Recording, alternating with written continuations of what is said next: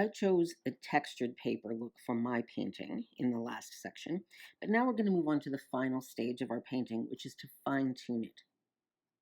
So we're going to use all the different adjustments that we'd use when you were editing any photograph, but they're going to have an effect on exactly how your painting looks and the amount of paint, the amount of color, all of those other things.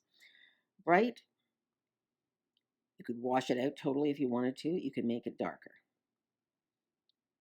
Contrast. I like to add a little contrast in because it brings out the details and the color. Not too much, because then it just looks harsh, but some. I think I'm going to tone that brightness down a bit too. Saturation. I don't think we really need much saturation in this particular photo, but if you wanted to, you can go up like that, you can go down like that. Again, you're getting different shades, different tones and values of the colors, and just pick the one that you think is the most beautiful. Density actually gives more substance to the brush strokes, so you can make something look much more intense, much darker colors. So it's the density of the paint and the brush strokes that's changed in this one. You can go all that way and make it a very sort of surreal, almost like neon looking, and then go back to something that's a little bit subtler. Vibrance, that's another one of my favorite tools because you can really sort of perk up the colors with this. In this one, it's going to make the blue more bold all throughout the whole painting. Again, do as much or as little as you would like. I always kind of like to be in the middle somewhere, but then sometimes you want to do something really bold and outrageous. Exposure, again, has to do with the light. I don't think this really needs that much, but play with it. Play with each one and see what effects you get. You have shadows and highlights. Again, because of the particular subject matter, the colors that you've chosen, each one of these adjustments is going to have more or less effect. Temperature.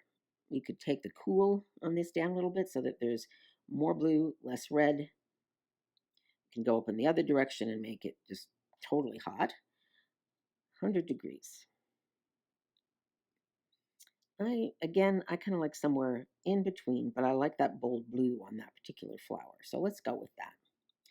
This one is not one we can use for flowers, but if you have a photo that you're doing a painting of and there are people in it, you can use that to sort of adjust the faces and, make them a little more distinct or, make them look a little less bumpy or whatever, just whatever you want to do with that one. Thickness. Now this is directly the kind of brush strokes. So here I am at 100 and I've got really thick, heavy, wet brush strokes. And if you go the other way, it's going to take away some of that. Now it's not too much because this is already pretty bold painting, but just play with it again, see what you like, see what's the best.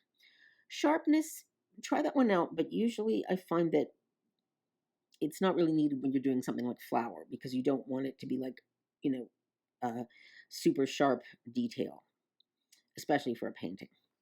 And if you don't like what you've done, there's a reset button right there. You can go back and start over again and just play with all of the tools. I think that's the most important thing about Brushstroke is that you can just play with every single one of these adjustments, come up with something different every single time you do a painting.